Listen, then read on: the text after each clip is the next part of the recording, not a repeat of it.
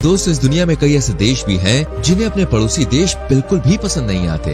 पड़ोसी देशों से दुश्मनी की जब भी बात आती है तो सबसे पहले हर किसी की जुबान पर भारत पाकिस्तान का ही नाम आता है।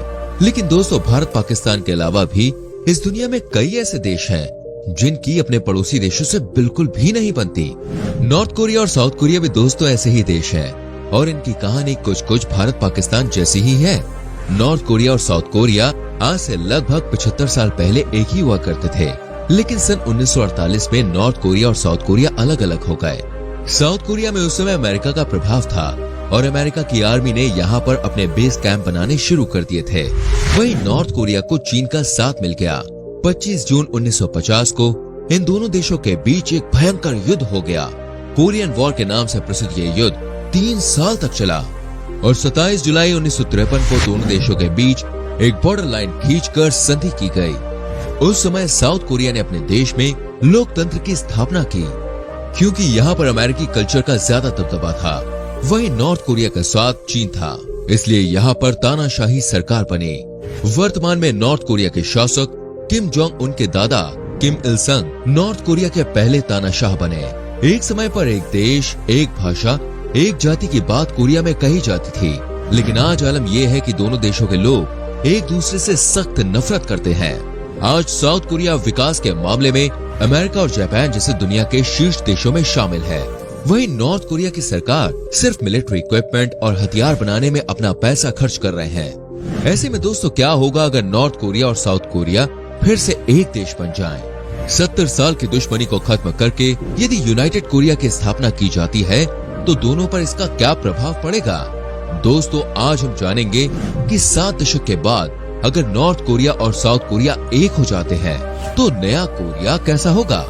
दोस्तों, कुछ विशेषज्ञों के मुताबिक अगर नॉर्थ कोरिया और साउथ कोरिया एक हो जाते हैं तो साल 2050 तक यूनाइटेड कोरिया जापान को पीछे छोड़कर दुनिया की तीसरी सबसे बड़ी इकोनॉमी बन जाएगा। ये देश अगले 25 से 30 सालों में इतनी तेजी से तरक्की करेगा जिसके बारे में किसी ने कल्पना भी नहीं की होगी। चलिए सबसे पहले बात करते हैं दोस्तों, इन दोनों देशों के एक होने से राजनीतिक तौर से इसका क्या असर दिखाई देगा। दोस्तों, नॉर्थ कोरिया और साउथ कोरिया के एक होने से यूनाइटेड कोरिया में लोकतंत्र की स्थापना हो जाएगी। ऐसे में किम जोंग उन की ताकत पूरी तरह से छिन सकती है और साउथ कोरिया के नेताओं का पूरे देश में दबदबा कायम रहेगा। वैसे दोनों देशों का एरिया लगभग बराबर है, लेकिन अगर बात करें जनसंख्या की तो साल 2020 की रिपोर्ट के मुताबिक नॉर्थ कोरिया की आबादी 2.58 करोड़ है।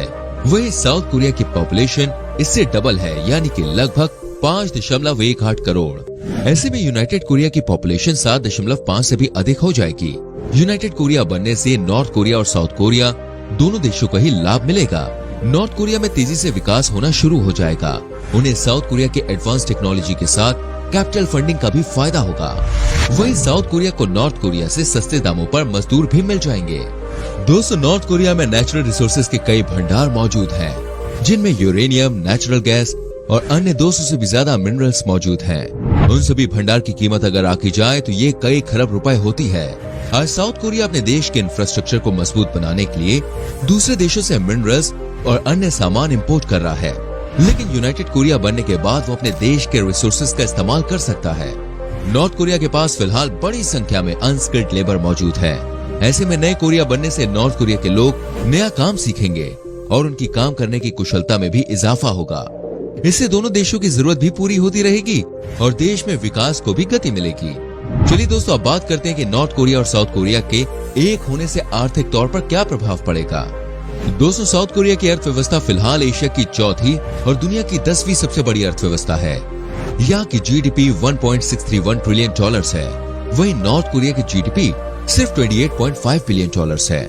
रैंकिंग के मामले में नॉर्थ कोरिया की जीडीपी दुनिया में 115वें स्थान पर आती है और दोनों देशों में पर कैपिटा इनकम में भी बहुत अंतर है। आज साउथ कोरिया की पर कैपिटा इनकम 43,480 डॉलर्स है, तो वहीं नॉर्थ कोरिया की पर कैपिटा इनकम सिर्फ 1,700 डॉलर्स है। इस आंकड़े से अंदाजा लगाया जाए तो साउथ कोरिया के लोग नॉर्थ कोरिया से 25 गुना ज्यादा अमीर हैं। दोनों देशों के मिलने से वैसे तो यूनाइटेड कोरिया की जीडीपी में इजाफा होना तय है और उम्मीद है कि इससे इनके देश की जीडीपी 2 ट्रिलियन डॉलर्स के आंकड़े को आसानी से पार कर लेगी। लेकिन दोस्तों, सिक्के के दूसरे पहलू को भी हमें नजरअंदाज नहीं करना चाहिए। नॉर्थ कोरिया और साउथ कोरिया के मिलने से इनकी जीडीपी में भी गिरावट हो सकती है। ऐसा इसलिए क्योंकि नॉर्थ कोरिया की लेबर सस्ते दामों पर भी काम करना शुरू कर देगी, जिससे साउथ कोरिया में अनएम्प्लॉयमेंट बहुत ज्यादा बढ़ जाएगा। दोस्तों, साउथ कोरिया के लोगों का स्टैंडर्ड ऑफ लिविंग काफी अच्छा है और यहाँ पर लोग आधुनिक टेक्निक का जमकर इस्तेमाल कर रहे हैं। वहीं नॉर्थ कोरिया में लोगों को टेक्नोलॉजी के बारे में ज्यादा जानकारी नहीं है और इंटरनेट के इस्तेमाल पर भी तानाशाह किम जोंग उन ने बैन लगाया है। ऐसे में नॉर्थ कोरिया के स्टैंडर्ड ऑफ लिविंग को बढ़ाने के लिए कोरिया का बहुत पैसा खर्च होगा और इसमें कई सालों की मेहनत भी लगेगी। इसके अलावा यूनाइटेड कोरिया के बनने से दोनों देशों के बीच सिविल वॉर होने की संभावना भी बढ़ जाएगी और जगह जगह प्रोटेस्ट शुरू हो जाएंगे, जिससे देश की अर्थव्यवस्था को भारी नुकसान पहुंच सकता है। दोस्तों, नॉर्थ कोरिया और साउथ कोरिया के एक होने से सामाजिक तौर पर भी बहुत असर पड़ेगा। इन दोनों का कल्चर एक दूसरे से बिल्कुल अलग है।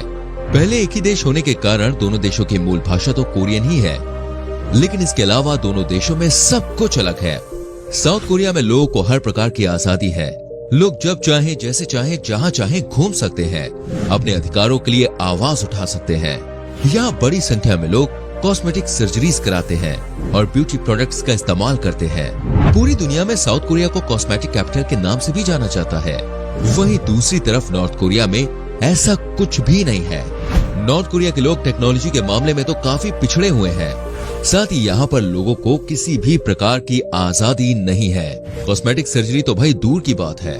नॉर्थ कोरिया के लोग अपनी मर्जी के मुताबिक बाल भी नहीं कटवा सकते, जहाँ साउथ कोरिया में तेजी से वेस्टर्न कल्चर को अपनाया जा रहा है और देश में विकास भी बहुत स्पीड से हो रहा है। वहीं नॉर्थ कोरिया में लोगों के अधिकार को छीनना एकदम आम बात है।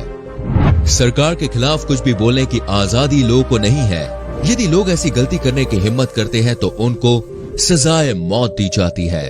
यह आज भी 3 जनरेशन रूल है, जिसके मुताबिक व्यक्ति की 3 पीढ़ियां जेल में ही अपनी जिंदगी गुजारती है। साथ ही दोनों देशों का कानून भी बिल्कुल अलग है।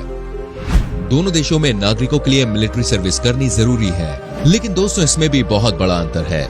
नॉर्थ कोरिया में पुरुषों को 10 साल और महिलाओं को 7 साल मिलिट्री में सेवा देने का नियम है। वहीं साउथ कोरिया में पुरुषों के लिए सिर्फ 2 साल के मिलिट्री सर्विस अनिवार्य है और महिलाओं के लिए इस देश में ऐसा कोई भी नियम लागू नहीं है। इन सब को देखते हुए सरकार पर भेदभाव के आरोप लगने भी शुरू हो जाएंगे।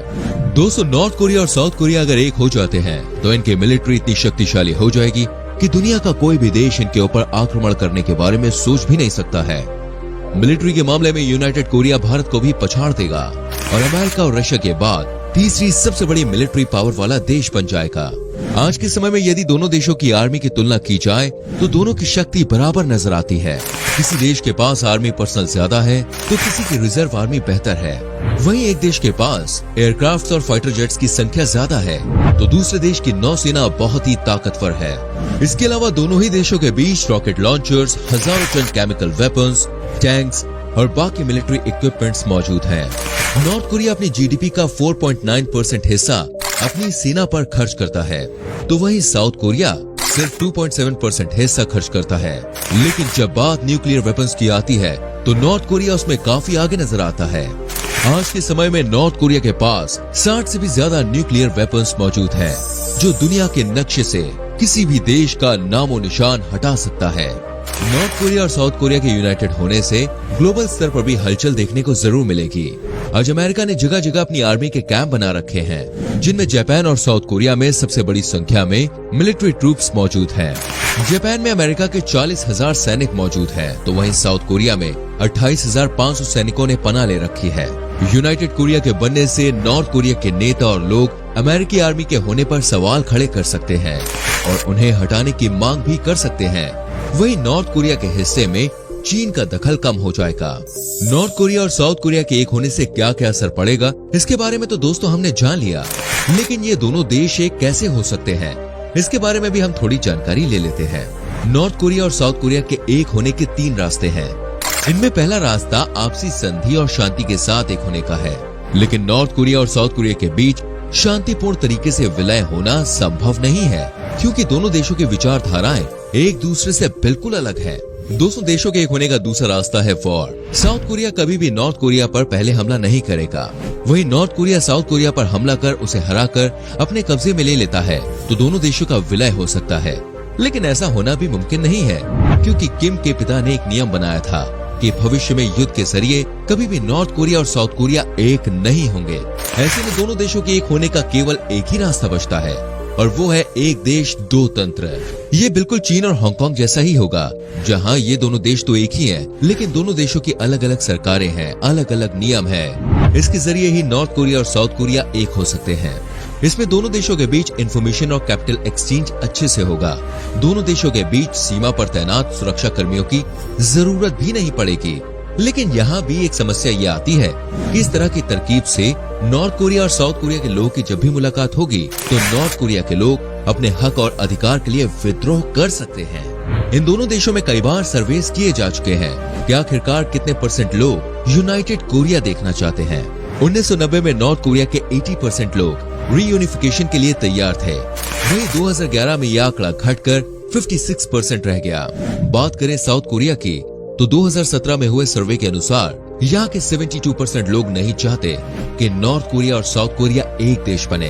तो दोस्तों, उम्मीद करते हैं आपको बहुत सी बातें इस वीडियो से क्लियर हुई होंगी। आज की वीडियो में इतना ही। आप बताइए कमेंट करके क्या आपको लगता है नॉर्थ कोरिया और साउथ कोरिया कभी एक हो सकते हैं? इसके बारे में आपकी क्या राय है? कमेंट कीजिएगा।